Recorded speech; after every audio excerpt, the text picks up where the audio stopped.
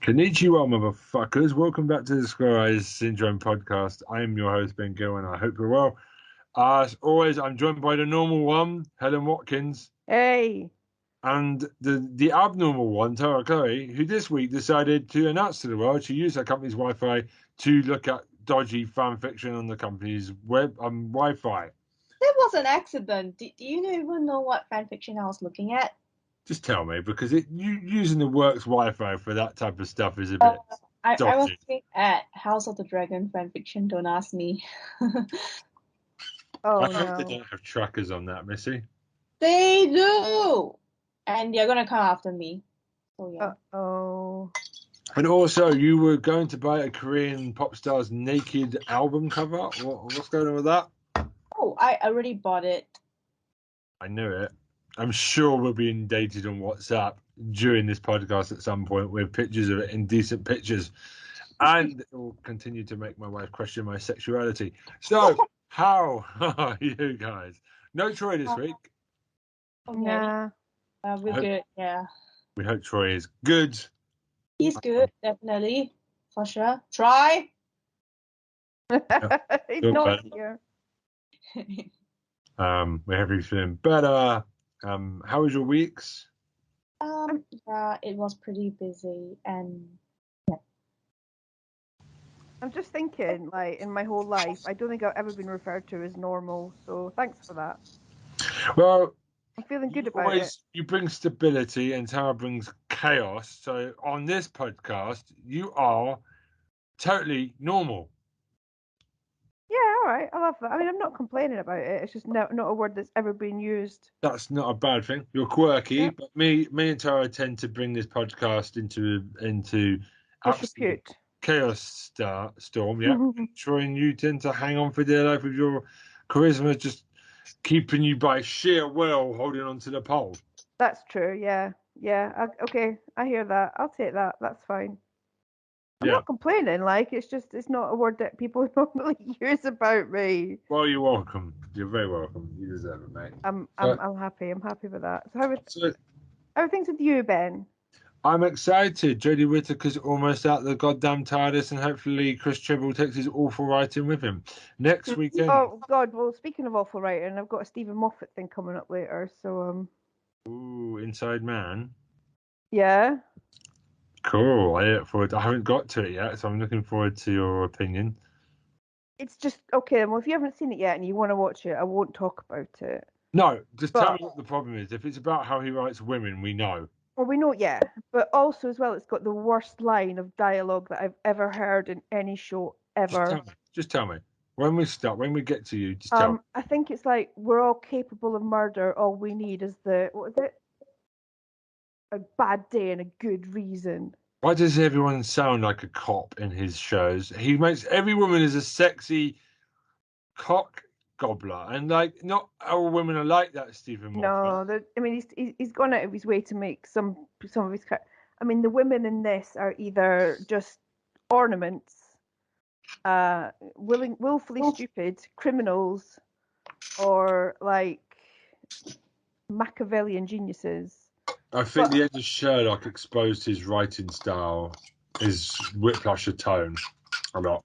I mean, we'll talk about it properly once you've watched it, because I think it's I have a list. It's something that I'd like to bounce off somebody, but that line honestly made me want to tear my fucking face off. I know you would like to bounce off David Tennant. Inside me, Inside Man. Ugh. Wow. Okay, this has gone horribly wrong. So you can see it's on my list of stuff I will get to in the future. So I think we could bring it up next week because I was going to watch it because it's David Tennant. So Jodie Whittaker, obviously, I'm glad we're finally getting to this goddamn regeneration. I hate months between specials. It feels like forever. And then we can all rejoice as we have to wait another year for the next one. There is no Christmas special this time. For the first time ever, Doctor Who will not be around for the festive season for next year or this year. So I would love to know if she turns into Shooty Gatwa or David Tennant. We will find out all the juiciness next week. Hopefully it's a good ending for her. At least we're getting rid of Chris Chibnall, so I'm very happy about that, and we can get some Russell T Davies love back in.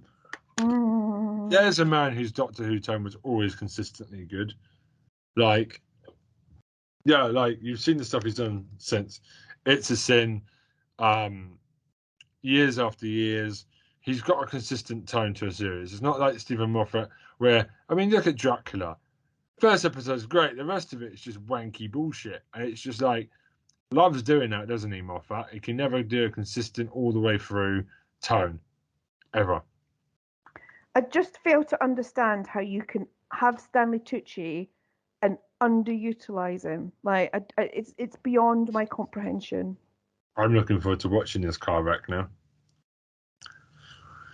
Okay, so I've been away 3 weeks. We didn't do anything last week, and I was busy doing things like having a social life the week before, like you know. So I've kind of got a lot of I've built up a lot of credit in terms of shows over 3 weeks. I'm just gonna start with Squid Game. It's finally done. Totally saw the old man being the guy behind it. It's not exactly a good twist. They think they're clever. They're not. Bit obvious. Especially the old, we're going to shoot him off screen. Bollocks. Or it's not as good. It's not as perfect as everybody thinks they are. The descent of the guy, the other man, I don't know names. The other one, the childhood friend, I can't remember their names. I'm not very good with Korean names. You know the guy, the one with the twat who stabbed the girl in the dark. Oh yeah. Just a great descent into madness and a compulsion just to win at all costs. I thought that was really good. It's good. I don't think it needs a second season, but we're going to get a second season anyway because, you know, it needs a second season, apparently. It could have just left it as it was. I don't know. People were freaking out, apparently, about the old man, but it's very obvious if you look for clues that he's in on it from the word go. Yeah. Right. I don't know where they go season 2. I think Alice in Borderland will have a better second season because I think they know where they're going with the manga storyline. Whereas Squid Game, I think they're just making it up. And the red hair that he went with at the end makes him look like a My Chemical Romance fan. Like, come on. Awful. That last episode was shit. Sorry. Proper shit. So, Squid Game, very good, entertaining. I wouldn't say it's an instant classic like everyone's making it out to be. It's a very good show. But the hype is a bit too much for me at the end. Yeah, I hear you. Because people do that now. It's a very good show, and I think it deserves a second season. I don't know where they go, but I care about the characters, and I can see all the bits that people like about it. I just feel like it's wee bit overhyped. To borrow a phrase from the Scottish, a little wee overrated. I just didn't find it. Oh my god, I'm strumming myself now. This is 10 out of 10 orgasmic scale. Yeah, it's. Would I watch it second? Would I watch another season? Yeah, but like you're gonna have to really think outside the box, not to repeat season 1, basically. And yeah, I don't know. How did you feel after watching it all together, Helen? Squid Game. Yeah. I thought it was good.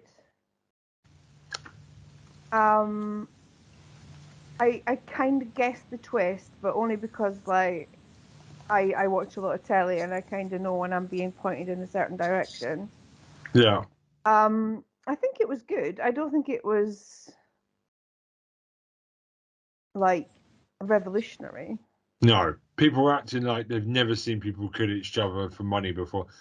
Like a last man battle royale. Battle royale, Hunger Games, you've seen this before. Yeah, and it's not like, it's the first show about greed and it's the first allegory for capitalism that's ever graced our screens. It's just kind of hit people because of like the financial crisis and where we are Yeah, now. I think so. That's why people are kind of relating to it because we've had a rough couple of years. I think people kind of just responded to it that way. And also, there's like an anime, my wife told me this, that basically rips this show off. Yeah. Kanji the Gambler or something. Okay. Tara might know what I'm talking about. But it's literally they're stealing it. Like it's like last man standing for money. So it's not even an original idea. They stole it from other people. Like they're acting like it's innovative and shit. I was like, really? I mean, every survivor show is like that. So, I mean, there was Light Game. That is true. That is very true. But you that- can't call it original. No.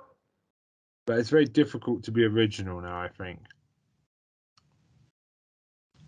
It's getting much harder to be original. And my pet hate, one of my pet peeves, is people who take quite standard like sci-fi or horror stories and try to make them like higher art. Like I think we've all seen, like we all know that like the Last Man Standing games are a bit of a kind of common trope in horror and sci-fi, right? It's something that happens all the time, but this one's like makes you think. No, it doesn't. It's just basically battle royale with what's the time, Mr. Wolf. But it's got good characters. You've basically got more time to make people care about the characters, which is why it connects with people more. You've I got think 10 so. hours. I think so, but I get really. I mean, I enjoyed Squid. I'm not going to say I didn't enjoy Squid Game, but what really winds me up is when people pretend that something is high art when it's actually just quite a standard story. I mean, it's not just Squid Game in particular. My particular pet peeve, the one that makes me annoy the most, is the film Never Let Me Go, because it's the standard clone story. Yeah. There's been 1,000 sci-fi books and films with the same thing, but because it's like literary, people clean their pants over it. But it's like, nah, there's a million books like that. Come on, there's a million films like that. There's a million shows like that, right? With the same Yeah. plot and the same story. Oh, clones realize that they're clones. It's not a big deal. Yeah. Last Man Standing is not. It's not a big deal. It's a good show. It's a quality show. I like that something not made in America or the UK.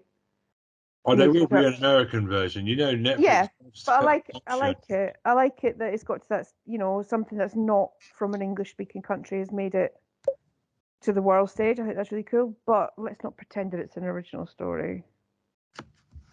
Yeah.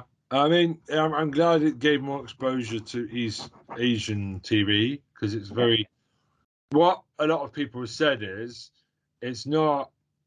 Some people are sick and tired of hearing the diversity thing. Said it's just nice to watch a show where it's just about surviving and it's not about your skin color. Some people find that quite refreshing. It's non-messagey. It is kind of messagey because it's talking about South Korea's poverty. Obviously, there's a big problem in South Korea. I've read it myself. There's a big gap. Like in England, there's a big gap between the rich and the poor. Yeah, it's the same Right? everywhere though. It's the same everywhere, I think. Apart from North Korea. China. Exactly. Yeah, it's the same everywhere. But like, I think a lot of people find it refreshing because it's just you can concentrate on the storyline. It's not about we've hired this actor. I can kind of see their point of I can just enjoy this instead of Yeah. that's fine. But I think it's kind of everyone's in debt. I thought, is that it? Everyone's in debt. Is that the storyline? You don't really get the backstories of the characters that much as to why they're in debt. It's like we're all in debt. Okay, cool. Brilliant. Cool. And it was very obvious that all the main characters would be in the last games together because they didn't kill off any major characters to the marbles. I was like, they're just everyone is safe until the final couple of episodes. So there was some great deaths, some very good writing. Good cliffhangers as well. Yeah, good deaths where they died. The young one dying so late is the way she died was really very surprising, very Who, good. girl?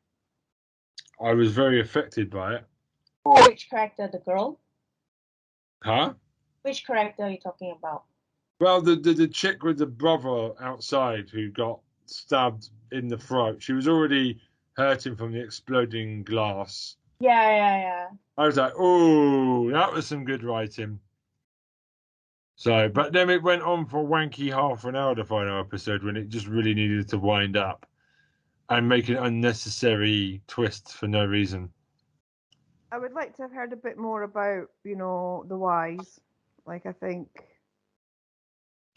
what was going on, who was running it, who were the observers, all of that stuff. Like, I would have liked some explanation about that. It's a good thing it's got a second season then, because if they Yeah, hadn't, that would have been a really pain in the ass ending.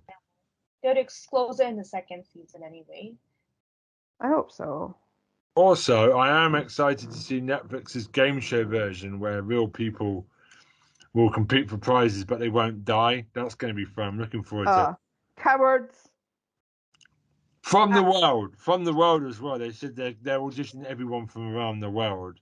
So it's not just America, which is a great touch. That's going to be international. I look forward to that. Netflix being utter cowards there. Yeah, you could put politicians in there and watch them like Liz, Boris get murdered. Yeah, it could be for a position in Liz Truss's parliament, couldn't it? Really? Put James Corden in there or Ant and Dec. Let's get James Corden. Yes. Let's get Billie Eilish in there. Let's get all the racists in there, all the old people like in Labour and everything that hate non-coloured people, women haters, misogynists. Let's all just have them all murder each other, and then we murder the winner. They don't win anything. Anyway, so I'm going to talk about that. I'm going to move on quickly because the Squid Game is most probably done now because we've all seen Squid Game. So yeah, everybody's seen that now. See you season 2. So Don't Hug Me, I'm Scared is something I've come across recently. Everybody's talking about this, and I'm at the stage where I'm like, is this going to start annoying me if I don't watch it? Okay, it will because okay. So it's been I've not heard, some people have said to me this week at work, have you not heard of the YouTube shorts? Don't know. But it has been trailered a lot on Channel 4. They've really got behind it and it looked really freaky. I was like, right, this is clearly not kids' television. So I watched the YouTube shorts first and then watched the Channel 4 season. So I've done all. So the YouTube shorts are basically the basic premise is it's a kids show. I'm not going to spoil it so Helen can go watch it. There's red guy, yellow guy, and duck. And they learn things. Something comes in the house and they learn things and it goes a bit wrong. But they do it without swearing. My wife appreciates this because she thinks we swear too much in the UK. So this one, there's no drugs, there's no swearing, there is adult themes, but it's done visually. Okay. And it's basically if a kid's show went off the rails and it all went a bit wrong each week. Okay, that sounds fun. And I've gone down the rabbit hole of conspiracies and like fan theories, and I've been totally. I haven't felt like this since like the days of like I haven't seen this like the days since I've Lost or Stranger Things where people just theorizing where the hell we're going or Game of Thrones. It's really a very that's exciting. base. So the problem is like obviously the YouTube episodes are like 10 minutes, 5 to 10 minutes. So everyone's like, well, how are you going to do that for half an hour? Because they found a way to make it work. And Helen, I want you to go watch it this week. It won't take you more than like a couple of hours. All right, then. I'm in. It's really good. And I said to my wife, how good is it that we got like a really freaky kids show, but it's for adults and it's different. It's not just people on benefits doing drugs like most comedy is nowadays. It's proper. It's authentic. Every time you think you know where it's going to go, it will go somewhere else. It will do a jump scare on you sometimes. Okay. And the budget's obviously bigger for the Channel 4 one, but not too noticeable. And there's songs. So I will tell you what you will learn: creative jobs, death, tax. What was it? Oh, I can't remember all of them. But something will turn up: food, and they start singing. And the characters are Duck is a very much a Tory MP of a person. Oh God. Watch out for him. Red guy, but it's very good. And the great thing about Channel 4 is they've basically for 6 years they were looking for a television partner, and they didn't want to tarnish the name of the show. Okay. So Channel 4, being Channel 4, went, yeah, you can call us wankers, advertisers wankers, and Channel 4 shit. We just want your show on our TV. We're not going to censor it. You can go crazy. You can just do what you're doing on a bigger budget. So apparently it's done really good ratings. The fans all seem happy. Oh well, that's the most important. I think also the opening, they change it. There's one bit where like there's three of us, and they change up. Sometimes they have all three of them say a thing, and one of them, red guy goes, and we're all in a nightmare. Just screams nightmare, and the song stops, and it goes to Duck, and it's just they change up everything. There's background details everywhere. I'm gonna let you do it. Then go stick your head on YouTube. After you've done the YouTube shorts, go to Film Theory. This is homework for Helen. Okay. All right. I'm listening. Watch Don't Hug Me, I'm Scared, YouTube, 1 to 6. Them go and watch Film Theory's videos. Them go watch Channel 4's on it 4OD's one. Then you tell me what you think's going on. Okay. Yeah. It's a Film Theory. So that's one. I adore it. I just wish there was more of it. I'm so annoyed there's only 6 episodes on YouTube. I'm so annoyed. I did it in a day. Okay, that sounds doable. I don't normally get indulged. I did it in a whole evening from like 7 o'clock to 11. I did all 2 seasons. I just ate it so quickly. I was like, this is brilliant. Okay. Cool. I'm interested. And it's most probably got the most on the spot of every manager and workplace you've ever seen in that episode about jobs. Yeah. Yeah, you're going to love it because it's so very meta and on the nose. There's a great line about managers. I'm just here, touching a computer, picking up the phone. What do you want from me? And you've barely worked. That's why I'm the manager and you're the staff, basically. It's basically the tone. Love it. Brilliant. Who hasn't worked for managers like that? So, okay, so that's that. I won't spoil any imagery. Trust me, you do not want me to even hint at the in-jokes. It will just throw you off every 5 seconds. So I want to talk about RuPaul's Drag Race Series 4. Okay, the UK one. I'm interested. Okay. So what I want to say is basically I think that this is a very, very, very strong season. I'm so excited. I'm so glad you said that because I am loving it. Like, it's a strong. Season 3 was awful. Season 3 was weak. Season 4 is back to the start of season 2, basically, in terms of strength. Yeah. I love all the queens. We're playing to strengths again, aren't we? We're not trying to be the British version of American Drag Race. No, we're being proper British now. Everybody's proper British. All the challenges are proper British.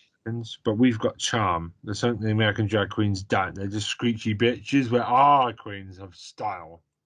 Honestly, there are very little things that are giving me more satisfaction than Triple Threat being absolutely pasted by Queens of the Bone Age. So the look queens versus the comedy queens, and the look queens thought they had it down. It's always the cocky ones that fall. I don't like team challenges because I think certain queens have hidden away their weaknesses at the moment. It's the one-on-ones that will tell us more. Yeah. So far, I think they've got the eliminations pretty much spot on. Yeah. Because Rue's playing dirty. Rue decided instead of me taking from the two losing teams, I'm going to take, you're the worst one from this duo. You're the worst one from this duo. You're going to dance.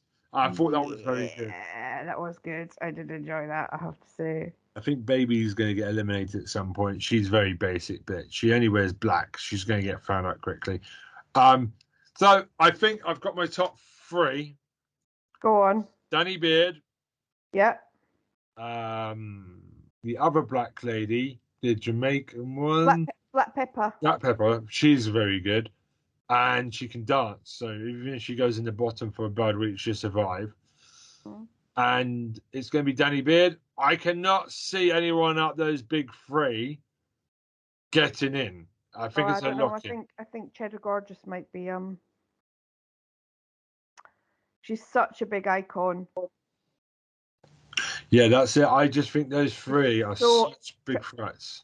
But Cheddar Gorgeous has like got such a good reputation outside of Drag Race. Like, I think if she did poorly on Drag Race, it would not go down well with the UK community. I don't think. I think Rue's a bit more canny than that. I don't think Rue's going to get rid of Cheddar before the finale. Because everybody kind of just saw Crystal and went, "Oh fuck that!" Really, the same look each week. The worst winner since, I think, Tyra Sanchez. Yeah, it was just so unimaginative. It was just the same thing each week, and Rue went, "Yay!" I think the bitchy one, the one with dark hair who likes to wear huge hair, will be the bitch that goes to the final 4, because Rue always is a final 4. It's never a final 3. Yeah. And there will be a double. What's the word? You double stay. Shantae. Yeah, double Shantae. There will be a double Shantae at some point to allow a top 4. Yeah, absolutely. And it will be the bitchy one. You know who it's Sminty Drop, because we need a bitch to go to the final 4 to be the villain, and she will be the best one for that.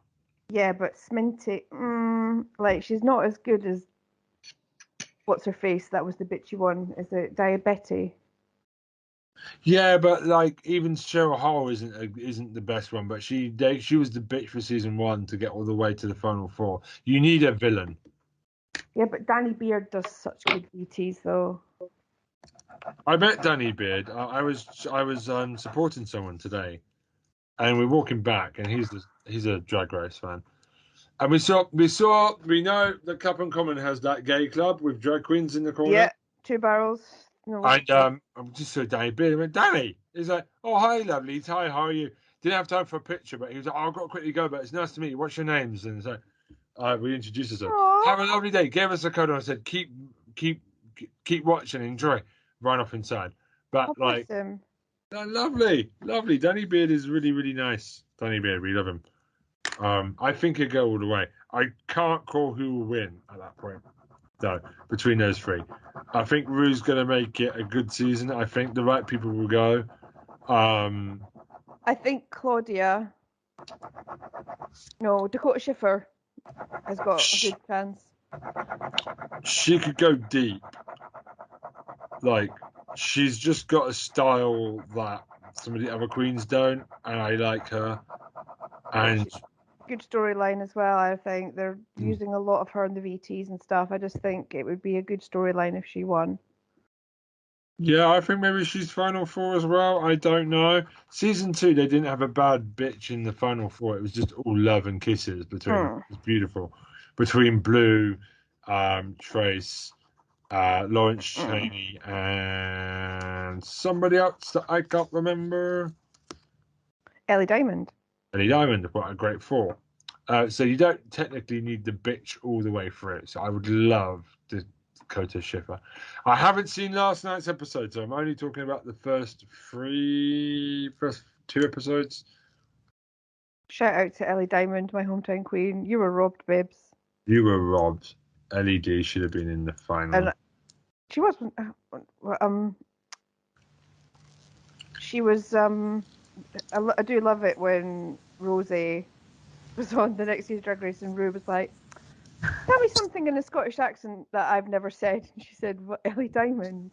Just like, yes, because Rue was sleeping on Ellie Diamond. She started off slowly, but she really grew in confidence. It's one of those stories. She got I think some of the queens need to step it up now because, unlike season 3, there's not many of them are hiding in the background. Everyone's kind of popping at the same time. I know who everyone is. Sometimes in a drag race, the problem is a lot of them hide in the background. Like, I like the Asian one. The Irish one's not too bad. Carrot Top, I'm feeling like he wants to be shown more. I think everyone's getting good time. They're doing a great job of highlighting everybody this time instead of after what is a really shit UK versus the world in season 3. It feels like RuPaul's decided to make the right calls for the week. If you're not good that week, you go home. Yeah. And that's what it's about, survival. So, yeah, I don't think Baby's going to last. I think Baby is going to be annexed soon, if not already. I'm trying to remember. I have seen yesterday's. Yeah, don't tell me. Anyway. I won't say anything, don't worry. I also want to talk one. So I know I've talked a lot, and it's the Ben Gilman hour, but I Go haven't. on, talk some more. Ghosts. I watched season 3 of Ghosts. Me too. No, season 4 of Ghosts. I am correcting myself. And I want to watch the American one when it comes to the BBC later in the year. I've heard it's very different. Like, they don't do the same jokes as the UK one, which is great because a lot of American shows have done that. How are you doing, In-Betweeners? IT Crowd. Yeah. A Peep Show. That's it. Do them for the US market. Make it different. I think it's going to be really good. We'll talk about the US one when it finally comes to the BBC, and I'm really excited that they've done their own spin on it. Because so season 4, how did you find it? I thought it was good. I really enjoyed it. It was classic Ghosts, wasn't it? It hasn't lost a step. No, not a single misstep. How are they this skilled to keep it going? Because it's really difficult at this point now. They've just got good cast, good writers, good storylines. It's all just made really well. It's really class. Doesn't punch down. Doesn't take the piss out of anybody. Doesn't need to do drugs or swear to be funny. It's just good. It does have a politician with no trousers on half the time. But that's funny, though. It does. The visual is very funny, like a massive pervert thing. What? One of the ghosts died while having a masturbation accident. So he's forever walking around in pants. And he's one of the best characters because he just always makes political commentary about everything. It's really funny. And he's a Tory as well. And he can't answer a question. No, he can't. He can't admit he's wrong either. Because that's a Tory politician. We're not going to talk about what's happened this week. Jesus Christ, there's some don't. Spicy tea on there. But I've really enjoyed it. Tara, I think you would really enjoy Ghost. It's very clever. Yeah. Okay, sure. Go watch. You've been scared as well. Don't hug me, I'm scared, because this type of stuff, you've lived in the UK, so the humour you understand. It's very clever. I love watching Americans react to Don't Hug Me, I'm Scared, because they love the British humour sarcasm. Yeah, so Ghosts, I think they can do another couple more seasons. We've got another Christmas special, which I'm happy about. Oh, that's good. So I reckon we could do another 3-4 seasons. Easy. Oh yeah, one of the ghosts went. It was like a jump. It was like a death. That was one of the best episodes they've ever done. The bit where one of the ghosts just disappears. And I thought they were going to bring her back, and they didn't. And it was like morning. You got that was a powerful episode. I nearly cried. Very good episode. Well done to Ghosts, because I never thought they would have the balls to do that. Mm-hmm. And they just sent one of the ghosts up to heaven. I was like, brilliant. Absolutely fantastic. Unexpected. Dangerous. Yeah. That is dangerous because you're messing with the status quo there for a comedy. Yeah. You're losing the character as well, really, aren't you? And a lot of fans have actually said, you can't take any of them away. They're all loved equally. So hopefully it doesn't affect it in season 5. I do love them all queuing up to talk to the ghost at the hedge. Oh, they've got a new ghost to talk to. And they're all just being themselves. That's just hilarious. It's just a concept. Love And I it. like the fact that the boyfriend's trying to communicate more with them. The bear one, the thing with the bear. They've definitely found more room for the boyfriend, the husband. I love that. Yeah, I love how he's developing. And my wife, me and my wife really like how he's just really funny, like a man child. And he just wanted the bear. He brought a bear into the house, a stuffed bear, and it got such great laughs from all the characters as well. Like, um, how it all ends is brilliant. That last episode of season 4 was really good. I love that. That was keep it up, ghosts. Anyway, I'm done now. I've talked about 4 shows. I do apologize. No problem. It's okay. Who wants to go next? Go on, I'll let Tara go. Okay. So, Game of Thrones. I know you're going there. What's on? yeah. Okay. That is House of the Dragon and Café Minamdang. Café Minamdang is funny. So let's go to Café Minamdang first. Okay. So Café Minamdang is actually this Korean show where a stupid guy who was in jail. He was an ex-police, but somehow he got accused of something and he ended up in jail. And let me see what's his name. I already forgot his name So already. what's the name of it? Is it all Korean? Yeah, it's Café Minamdang. So okay, let's just call him Shaman, okay, to make it easier. So Okay. this ex-policeman, ex-convict, he became a shaman and a con man, and he tries to do stupid things. You know, like those Korean shaman stuff, if you see in those old dramas and all. He does stupid things to con people of their money. So basically, he opened a cafe, and the coffee is so damn good because, you know, Korean artisan cafes are so damn good. And it's a really big cafe, but it leads to this secret passage where he has his shamanism shit where he cons people of money. But how does he actually like read futures and so on? He has a team of his 2 siblings working to find out all the data of the customer before the customer comes over so that they can work their shit out, you know? And yeah, the opening scene is so damn stupid because there's this cafe and the guy who's not even handsome is making coffee and all the girls are going gaga over it and fainting and like, you know, just wanting to come to the cafe and this guy is not even that handsome. No offense to the Is actor. it because he's Yeah. got big muscles or something, or a good jaw? He doesn't. That's the thing. He's just a regular guy. I mean, to me, he's not one of the most good-looking Korean actors, but I don't know why is he being like this. Yes. So he goes Maybe they around. like his personality. Maybe he's like, "Hey, Oh I've no, he got well, his he's a con personality." man. Yeah, he's a con man, so he can con people of money. Right. So he goes around doing his nonsense and then comes okay, so his team is his brother and his sister and it's a bit funny because they are both very clowny. Like I don't know what there was this scene when they were eating at his house and someone threw the lamb bone, chicken bone, or beef bone, a really huge one across the floor. That was like they are like, dude, that's a waste of food. Like seriously. Okay, so the trio actually go around doing shit all over the nation and funny stuff. And then after that, there comes this police detective girl. Oh yeah, the girl is pretty, by the way. And she actually wants so-called revenge and to expose the shaman for killing her brother. But he actually didn't really kill her brother. He was accused. And the funny thing was this girl, she's actually years younger than the shaman.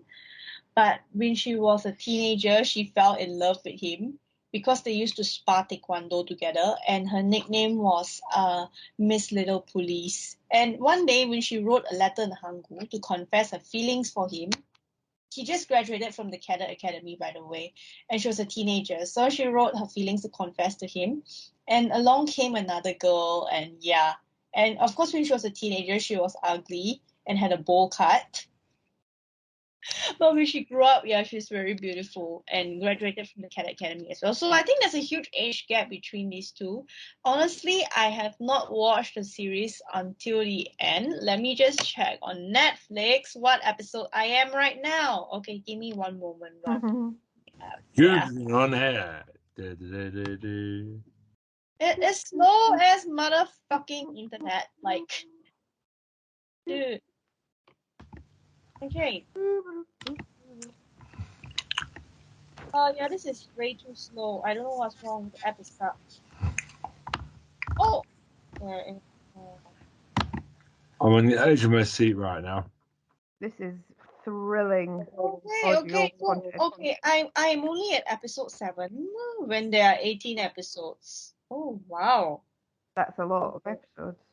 Yes, yeah, and I haven't really watched the plot unfolded yet, but this show is actually quite funny. Even the opening song is funny. Yeah. Mm. Sounds good. Yep, and you know what's the funny part? The con man ended up in the hospital. I don't know, his butt pain or something after the injection. and, and he accidentally kissed the girl and she threw a fit. Yeah, this show is pretty clowny in a way. Like, it's quite funny. I don't know why, but I need to watch it till the end. Yeah. Sounds good. Yep. Okay. It's on Netflix. Oh, yes, it's on Netflix. I'm not sure if UK Netflix, but it's in the Netflix here. Text me the name so that I can put it in the show notes. Yeah, definitely. Yes, I will. How's Game of Thrones House of the Dragon going? Okay, just give me a minute. I'm gonna quickly write the thing to you before I Tell me forget. afterwards. That's also fine. Okay, got it. Yeah. So okay, we were because last week my alarm couldn't ring, so I was sleeping, and we go through episode 7 of House of the Dragon again. Okay.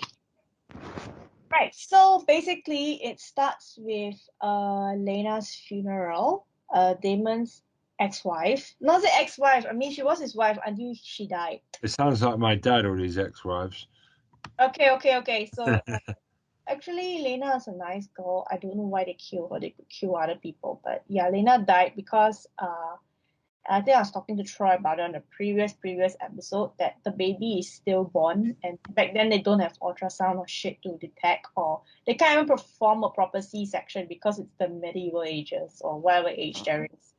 Yes. So instead of dying with a slow, painful cramps, she chose to die by the dragon fire, which I think is a better way. If you're a lady, you know how motherfucking painful those cramps are. Mm-hmm. I'd rather die by dragon fire Oh. than something like that, to be honest, if you ask me. Yeah. Yeah, I hear you. Yeah, or with a stillborn baby inside. That's a slow and excruciating, painful death. But dragon fire is a fast and painless death. Okay, so it begins with her funeral, and her brother and the whole family is there. The whole town, the whole village is over there at the funeral. The whole village, yeah, people, the whole village. Okay, it's a term we like to use in Singapore when some foreigners bring their whole village family over to Singapore. Okay, okay, yeah.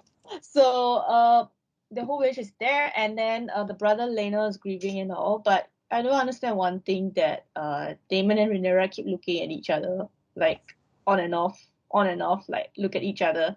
So after the funeral, and then stupid kid Aegon is doing stupid shit again, like he wants to get a hangover, so he keeps chugging them alcohol, them beer bottles down. It's like that song, right? Beer bottles in the club, something, or that song by 50 Cents, or Oh yeah, I know what you mean. yes, yeah, that's what he's doing. Like, I got a hangover.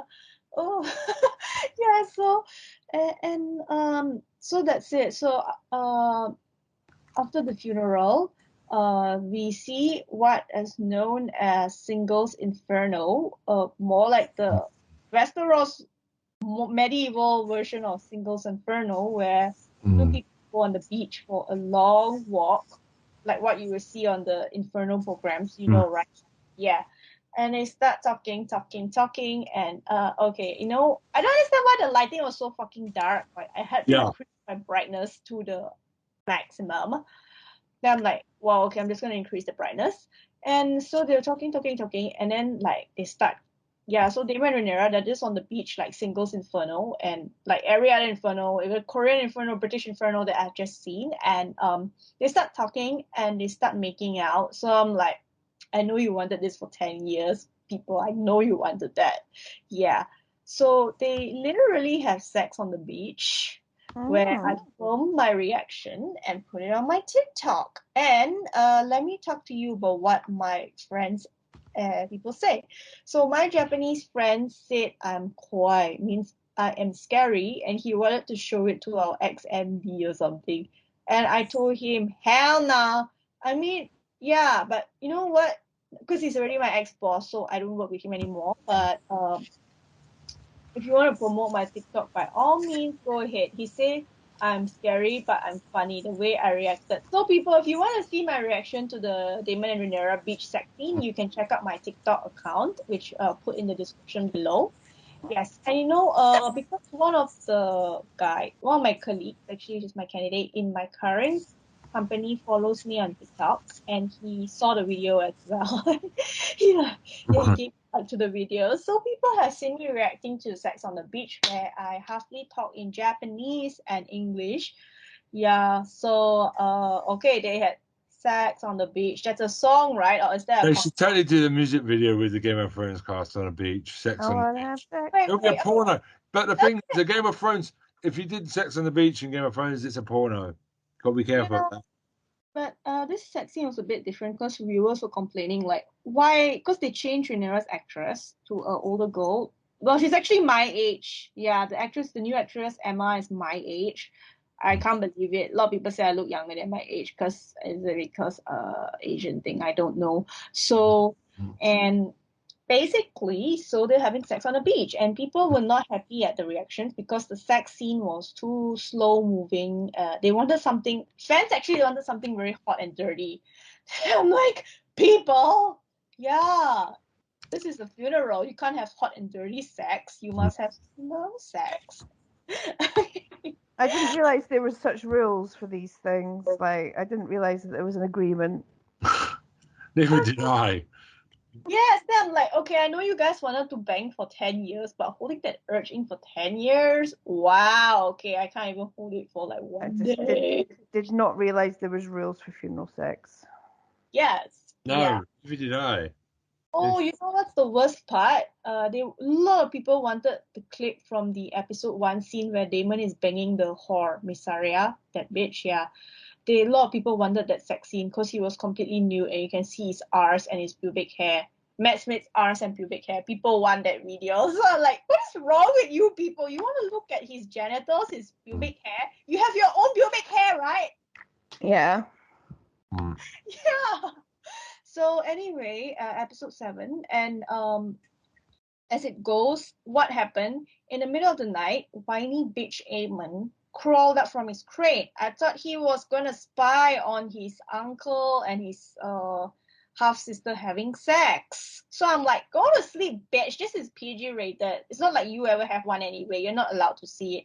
I don't even know if Eamon sleeps with anyone or see a virgin throughout the story, but he seems like he's gonna be a virgin. Yeah, so he steals Rhaegar, the biggest dragon from Lena, which is a very big move because, dude, that's not your dragon. Why do you steal from a dead person on the night of a funeral, you piece of shit? Seriously. So he steals Rhaegar, and Lena's daughters, Bella and Rhaena, get angry, and they wake Rhaenyra's son Jace up and say someone stole Rhaegar. So basically, the next thing we see is like a tag team, 4 kids, Rhaenyra and Daemon's kid. Yeah, 4 kids against stupid Aemon. That was the best part where they're all beating him up. Do you guys know that meme about the JoJo Circus meme about all of them beating up one person? No. No. Okay, I'll get to the group chat later. Yes, basically like that. That was really gold. I don't know why I love that scene so much. I don't know why they're beating his ass, and then Aemon actually loses one eye in the process because one of the kids slashes him in the eye, and this creates a big conflict in the middle of the night.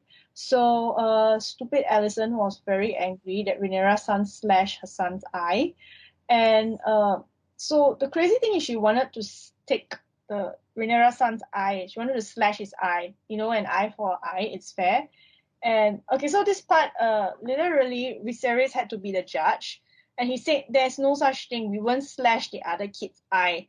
And you know what I like? He kept siding with Rhaenyra the whole time because she's his favorite child. I mean, to be frank, very blunt, I think every parent has a favorite child. Don't you agree? Absolutely, Yeah. yeah. Yeah. Definitely, And yeah. in my family, it's not me. Okay. That was not me either, so.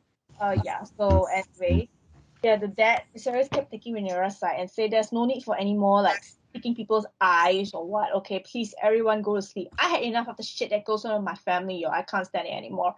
So, Alicent wants to take Luke's eye, Rhaenyra's son, and then Luke's like, Mom! And then she asks Sir Krispy Kreme to go and take his eye. But the best part is Daemon, who was chilling there all the while, when stupid Krispy Kreme tried to, at once and try to take the kid's eye, Daemon is like, hell nah, bitch, goes and stops him. That was the best fucking part. I was like, Daemon, you're the G. Yeah. Or like, Daemon, you're the G. Yeah. Okay, so I posted that on my Instagram as well. If you saw it, yeah. So and so Viserys said that's enough. No taking eyes. Okay, everybody go the fuck back to go the fuck back to sleep. Okay, yeah. So Alicent gets angry and tries to take the kid's eye herself, but Rhaenyra stops her in the middle of everyone. So that created a big conflict. And at the end of the story, Daemon and Rhaenyra decide to get married, like Bonnie and Clyde, which they actually should have done so in the first place and ran off. But I think Viserys would have a headache, to be honest. Yeah. So, but the problem of Lenna, because Lenna is gay technically, and I think he had fertility issues. Actually, some men have that they cannot reproduce as well. That's why she had to get in another sperm donor to have the 3 boys. Yeah. So actually, they made it sound like Lenna dies. In the book, actually, the both of them scheme to kill Lenna, but we all know that GRWM is a piece of shit if you think about it. His mind is very screwed. The books are shit, to be frank. The way he writes, he's a big fat loser. It's just miserable. GRWM, the author. George R.R. Martin. Yeah. The fat guy. Yeah. Can I just say one thing? He's complaining I can't finish the book. How about you stop developing all the other all the other shows you're doing, and actually finish the book that you're meant to finish? You lazy bastard. He's so busy doing other things, but not finishing the series. Finish the series. Diabetes, this guy. Okay, so yeah. So and well, I mean, his books are shit. Actually, the way he writes, to be frank, even I can write better. So and the books are actually really awful, but the show has toned down a lot. But so Daemon and Rhaenyra never killed Lenna. It makes it sound like they actually did, but they actually staged the whole thing. But in the end, you see Lenna has escaped with his gay partner, and they're happily in the gay paradise somewhere with the flamingo float on the pool, with the cocktail and the martini and all. That's what they're doing, Yeah, I know, people. Yeah, okay. So the show actually ends with Daemon and Rhaenyra getting married and their kids looking at them like the only guest and witness to the ceremony. But you know what? Kudos to them. This is one of the only weddings where people never die. Yeah, so they actually do a traditional Valerian ceremony where they do this, do that. It kind of looks very tribal to me. And then they get married in secret, like Bonnie and Clyde with their kids as the witness. But you know what's the best part? They cut out stupid Alicent's wedding scene because no one gives a shit about her in the early episodes. But people give a shit about Daemon and Rhaenyra. Yeah.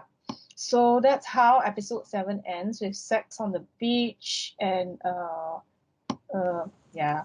It's time to have death on the beach. Yeah. Death on the beach. Yes. Okay. So now we go to episode 8. Give me a moment. Let me fix my charger. You are free to make comments at the moment. Death on the Beach. There's the episode title for this week. There we go. I work quickly. Oh, wait. I'm sorry, my laptop is not. Sorry. I mean, I bought a shitty plug online. You're not prepared this week, are you, Tara? No. I bought a cheap shitty plug online, and the power outlets keep failing. So I don't think you've sworn so much on this podcast. That's normally my party trick. okay, so now let's begin with episode 8. Episode 8. Okay, people. So You haven't talked about it's getting hot in here. Yeah, it's getting hot in here. I And thought to turn on you the just aircon started to here. talk about episode 8. Oh wow, okay. So episode 8. Go for it. Well, then, Who had sex with her this week? I know. Okay, so episode 8 starts with, I can't remember the starting, but I know that Viserys is actually rotting. The king is rotting to death. It's leprosy. I don't even know if that's something that happens because I tried to Google it. Sexy leprosy. Lovely. No, it's not sexy. If you Google it, you'll cry. So I know. I've just been British right now. okay, yeah. So he is rotting like a living corpse, basically. Okay. Honestly, in modern times, they can just administer a death injection to prevent suffering because he's already rotting. So, and then in this episode, we see Damon going dragon egg hunting, and he is so happy when the dragon has new eggs. Like, did you see that man's face? He's bringing back presents for Christmas for his kids, y'all. Oh. Yeah, they're so sweet. Yeah, and of course, he speaks in his Valarian language, which, yeah. So he's so happy, and he brought the eggs, Christmas gifts or Easter eggs to so on. And we actually skip to Dragonstone, where Rhaenyra's elder son Jace is making good use of his time. He says, if I ought to be a king, I need to learn Valarian, learn the maps, learn the strategies. You see him being a good kid, a good progressive kid, and you see Aegon, on the other hand, raping a servant girl and lying naked in bed, doing shit. This is a big contrast because, literally there are some, people that I used to hang out with who are like Aegon, but I am so like Jace, and they call me weird. So I'm like, okay, this show describes my life in a nutshell for the past, the pandemic years. Yeah. Don't you agree with all the stuff I told you? Yeah. Okay, yeah. So, okay. So after that, we skip to, okay, so you can actually see the contrast. Like, Rhaenyra's kids are so nice and well behaved, but Alicent's kids are like shit, except the girl Helena is okay. She's normal. But the two boys are like shit. Don't you agree? Like, I think sometimes shitty kids start with the parenting, to be frank. Mm-hmm. Oh, absolutely, 100%. Yeah, I mean, Rhaenyra's a good mom. You see her kids are like good, doing progress with their life and so on. Yes, and now the main issue is that they need a new heir to Driftmark. So, because what's his name, Corin? Yeah, he's ill. So, and but his brother Waymond comes to challenge and say that Rhaenyra's first 3 born kids are bastards. He doesn't even know his own nephew, Lena, had a fertility issue. So they had to get a sperm donor by modern times. So that's how the entire thing starts. So I will, God help me, you see Damon and Rhaenyra being so fucking lovey-dovey, and I couldn't believe it. I was just like, holy shit. And no, especially the part where he rubbed her belly and pet the belly. Oh God, help me, God kill me. I wish my future oppa would do that as well. But too bad I'm not pregnant. Yeah, like, oh my God, it's so Tumblr. It is so Tumblr, TUMBLR, all my Tumblr days. Not only that, like, he will hold her hand and lovingly this and that. I cannot put it in words, but I have pictures to show, but I just cannot put it in words. The way they're acting, like super lovey-dovey, always holding hands and pat her belly and yeah, this and that. And when Alicent comes in, he face palms. And the cutest part is when they showed baby Aegon and baby Viserys to her dad. And the babies are so fucking cute. Like, they literally look like those doll babies in Toys R Us. In any toy shop. So I'm just asking, have they murdered any babies in this Game of Thrones yet? They are babies and they're really cute. I don't mean to sound biased or what, but I just find those like blonde hair, I'm blue surprised they haven't had Matt Smith yet eating babies live, just for the shock factor, him just eating a baby as he walks down the street in Game of Thrones yet. That is is Darren Gray. Do you remember Darren Gray? Yes, I do. Yes, that is Darren Gray Obstacle, where the geisha eats the fetus. Yes. Oh God. Oh, Yeah. Get So, out, Helen. It's fun times. that does not sound like fun times. yeah, I don't know why. I just find like those blue-eyed blonde hair babies very cute, but that's something I can never have. Even if I marry a blonde-haired, blue-eyed guy, the baby's gonna turn out with darker eyes and darker hair. Yeah, but I mean, it depends on what you're willing to do to get one. I mean, I'm sure you could probably have one if you wanted to. Yeah, even let's say if I marry someone who looks like a Targaryen and the baby looks 100% like them, they will think like, yo, this girl kidnapped the baby, even though it's not. Yeah, If I genetically modified the baby. or just steal one.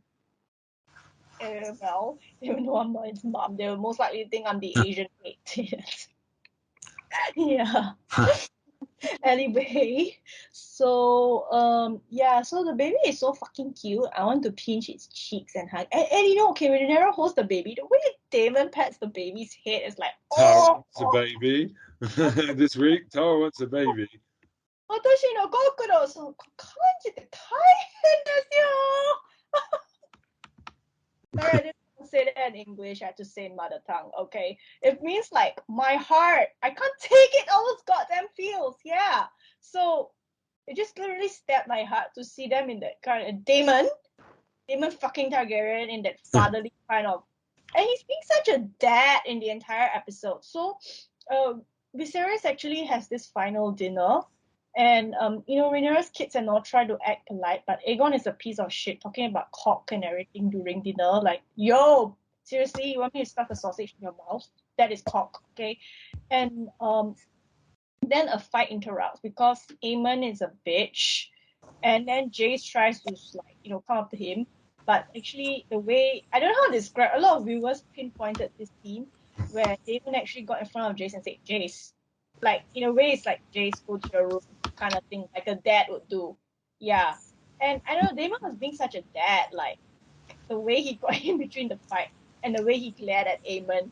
And after this, Aemon would be like, "Do you know the song, the Slim Shady song? Which one? The Eminem song, like the real Slim Shady?" Yeah. Yeah. Stan, I wrote to you on the letter. Why don't you reply me? So after Oh, yeah. That's Stan. Yes, yeah. So after that, Aemon was like that to David, like, "Dear Stan, I wrote to you, but you never replied. But your Damon is the real Slim Shady, or not Aemon." Yeah, so that was the thing. And at the end of the episode, Nikki got her kids to Dragonstone after the eye stabbing incident because they know that a lot of politics with the high towers and they weren't safe, which is actually the smartest move they ever did, to be frank. And to be honest, this is the last time you're going to see them really happy because the story turns really dark. And moral of the story is you should.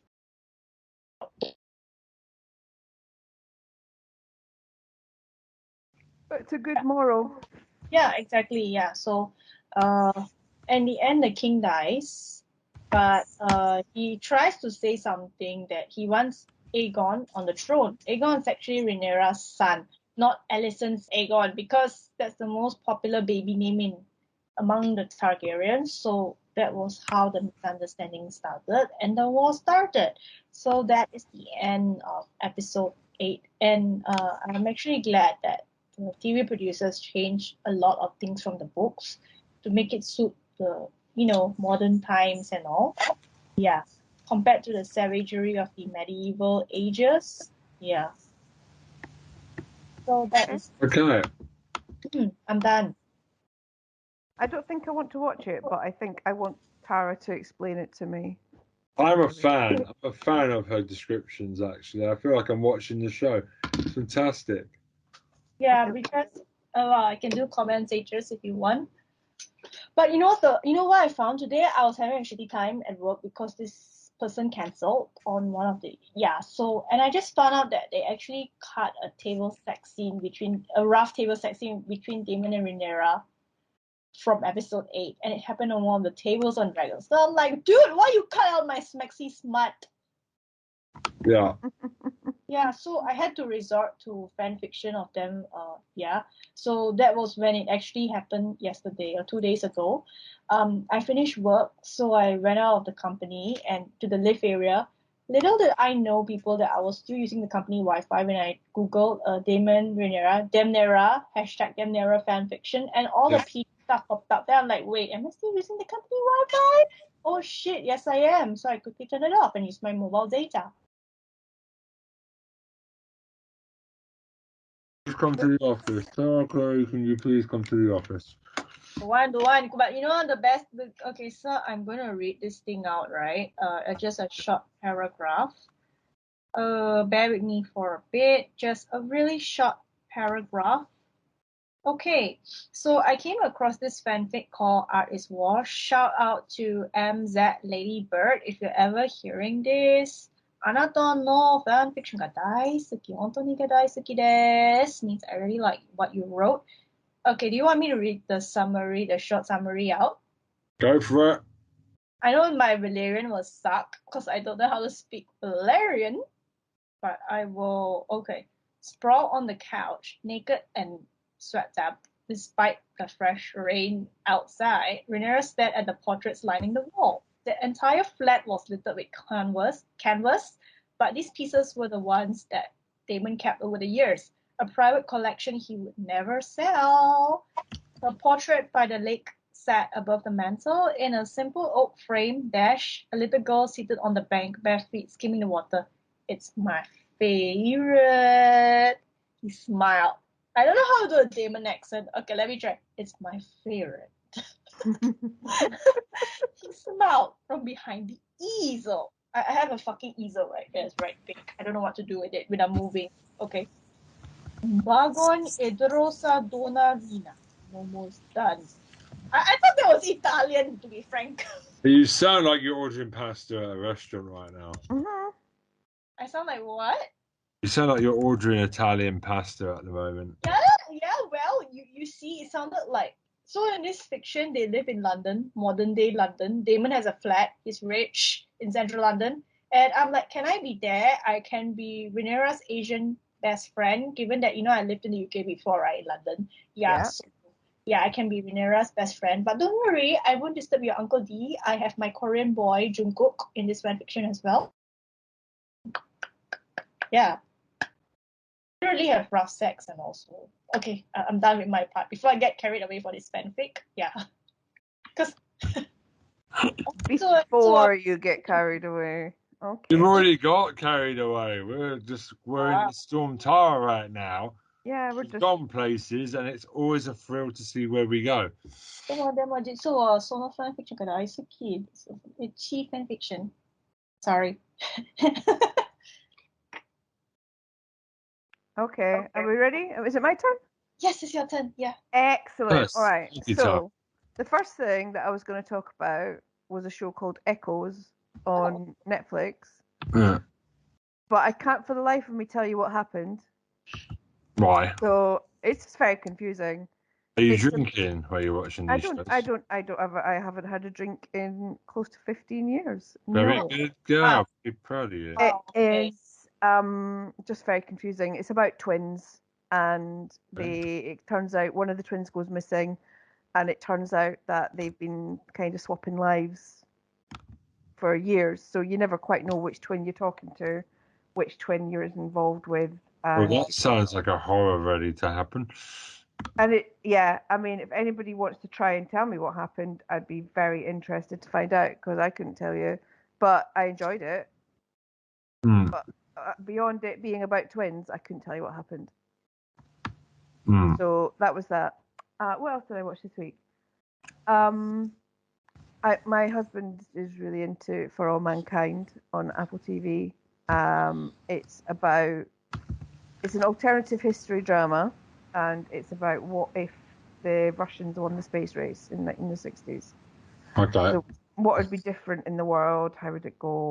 What else? And all that stuff. Putin TV would be a thing. Sorry? Putin TV would be a thing. Actually, the kind of things that it's more about is that,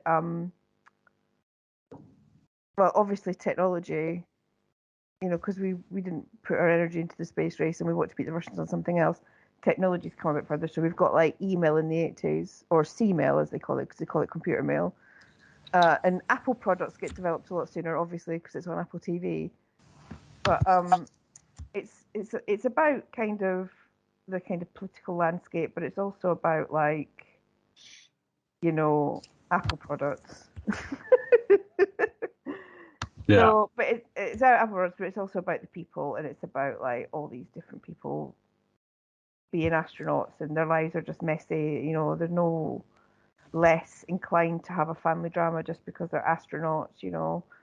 And it does a time skip every season as well, so it's quite satisfying to watch it one episode after the other.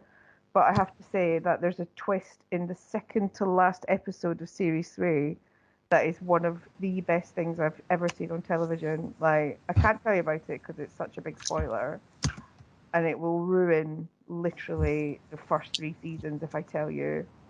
But like, if you like a good shock and twist ending, that will just leave you sitting there like open mouth, laughing at the just ridiculousness of it all, then I would definitely suggest Twist in the second to last episode in season 3 of For All Mankind. But the thing that I want to talk a little bit in depth about is Daisy May Cooper's new show on. Oh, Am I Being Unreasonable? Am I Being Unreasonable? Yeah. Oh, okay, we need to talk about this show. When I say amazing. that I binged it in a day, like I binged it in an evening, like I just could not stop watching it. So basically, Daisy May Cooper is playing a housewife. They seem to have money. You never really talk about what they do. They do that for most TV, to be fair, though. What? Sorry? Most TV shows kind of gloss over how they've earned the house if they're not working all the time. Yeah. So she's playing a stay-at-home mum who's a bit chaotic, and you think, oh, it's just another mummy drama, isn't it? It's just another mummy thing. But it seems like something tragic happened. Yeah. And they don't quite reveal it in the first episode. Yeah. But they do, but they don't. So basically, she's kind of having flashes to an event that happened in the past that involves a man who is, I'm not saying it's too much of a spoiler, but is related to her husband in a way. So it's and then she meets another. She doesn't have many friends. She lives in a village. Everybody's a bit judgmental. She doesn't really have many people to talk to. Mm. And then a new woman moves into the neighborhood, and like they become friends and they get on well. So she makes this big confession about how she's not sure she's in love with her husband, but she had this other guy that she was having an affair with, and he was the one that kind of set her skin alight and everything. And it kind of just unfolds from there. But it's a comedy, and you do think it's like, oh god, it's another Motherland, isn't it? But then it just starts to twist to places that are really quite dark and quite uncomfortable. Yes, it has a real way of balancing it, though. Yeah. Oh, you've seen it? I've watched it this week with my wife. It's our new thing, and can I just I just like how they balanced out the humor with the tragedy. It was never too dark. There is some things involving a cat. Yes, a spoiler for animal harm and animal cruelty. Not spoiler. Trigger warning. I would say more than spoiler. Can we talk about her child? At first, I thought it was a very well acted 5-year-old child, but then you realise it's a dwarf. Yeah, he's got restricted growth. Yeah, So they don't make a deal out of it. They just he's there, and he's with kids a lot bigger than him. But then you realise he's a dwarf. But he's only 12 years old, and he's amazing for a 12-year-old. Like his expressions, because at first I thought he was a 5-year-old, so we were really blown away at first because like, wow, this kid's really good at acting. Yeah, he's spectacular in this, and even 12, he gets some of the best lines, and the looks he gets, especially when like we've all been there with presents with family. Yeah, I love it. Yeah, great. I just love that. He had me in hysterics the whole time he was on screen. Yeah. He might have just almost snuck the whole show away. Yeah, so there's a bit of a trigger warning for animal cruelty in that. Like, there's a bit of it's dark. But so the way something's framed, you think it's been set up to be one thing, and then it turns out that it's like something completely different. And then once you've got your head around that bit and you've had the rug pulled under you from that way, it turns out to be about something completely different again. So my question to you, Helen, is: do you think they need a second season, or do you think it's just best to leave it there and just go? And then we imagine what the fallout looks like. Well, see, I can't imagine. So the way it ended, I can't think about where they're going to go with it. I kind of like them to stay there because it's kind of, we don't see the secrets come out to the people that it would affect the most. Certain people know secrets, but the dominoes don't fall really for the main character. She's dealing with it really badly. Like, she's quite mental health wise. But what I like is they don't do the obvious reveal. But so there's that. I would think a second season, that stuff would come out. Yeah, Enough people know. I think what I'd want to see as the second series is like proper mental health stuff, not just like sexy French depression from Crazy Ex-Girlfriend, like just like a proper look at how people can become detached from reality, and like how people can be affected by trauma and how people kind of cope with that. I think if it was to get a second series, I'd like it to go there. I'd like it to go to some very, very dark places that television and comedy really doesn't go to, like proper, look at how that level of trauma can affect someone. Yeah. And how you and how on television people walk away from things like the finale, what we saw in the finale. People walk away from stuff at the time and they seem to be unaffected, and there's never really a good look at those consequences. Exactly. And this show does that. Yeah. And I think it challenges difficult questions, and it doesn't laugh at it. And I think it's still funny. I do love how this isn't a spoiler. There's a character that the main character doesn't like at the beginning, and actually she realizes that that annoying person is actually insecure. Is actually really funny. Comes into her own in the second half of the series. Definitely. Actually, just makes me laugh. Her stand-up comedian is shit. Yeah, but it's supposed to be though. Likeable, really likeable, and it surprises you in ways. I was really surprised regularly at what was happening, because you don't. It makes you see people the first time, and then it never goes where you think it's going. I thought that the friend she made was going into a romance later, but they didn't trigger.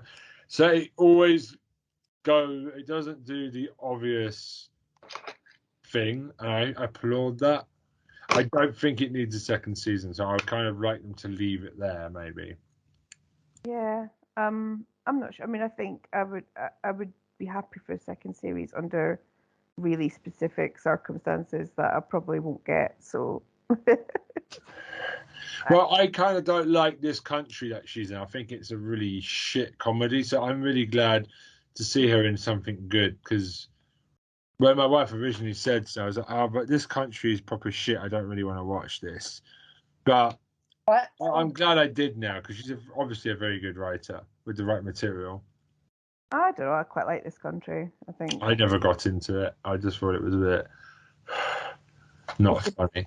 It's a bit hard to watch when you come from a small town, and I think maybe if you don't come from a small town, it's hard to relate. Maybe, because I come from London, so exactly. Yeah, no, I think it's very much like, oh my God, small towns are terrible kind of comedy. Like, I know at least 2 people who can't watch it, not because it's not funny, just because it reminds them too much of where they come from. So who's watching this show is what I want to know. People that come from small towns, and people that come from small towns, especially people that come from small towns in the southwest. Okay. Yeah. Right. Well, I'm glad, because the minute you said her name, I was like, oh, yes, because that was my other show I was going to leave off. Well, this is why we should check these things, I suppose. But no, we shouldn't. I like the fact that we don't know until... Obviously, In 2 weeks, we're going to do Midnight Club. Yeah. Well, 2 weeks because it's a horror special. That's why we're not talking about it this week. We've started to watch it. Emma Maccabee says she's not in Sex season 4.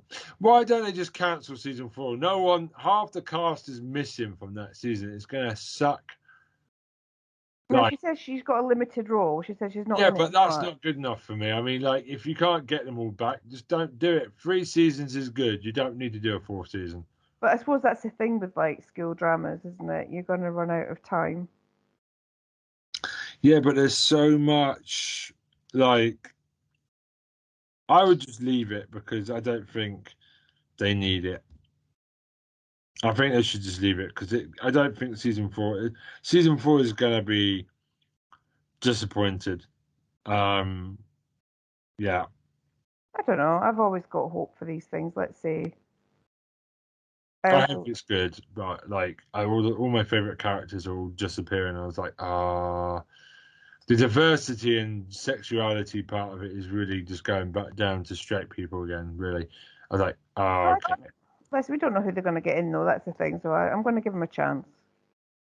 Yeah, it gives room, but I've seen plenty of shows try and replace the best characters, and they've never quite recaptured it. So that will be it then, I guess, for this week.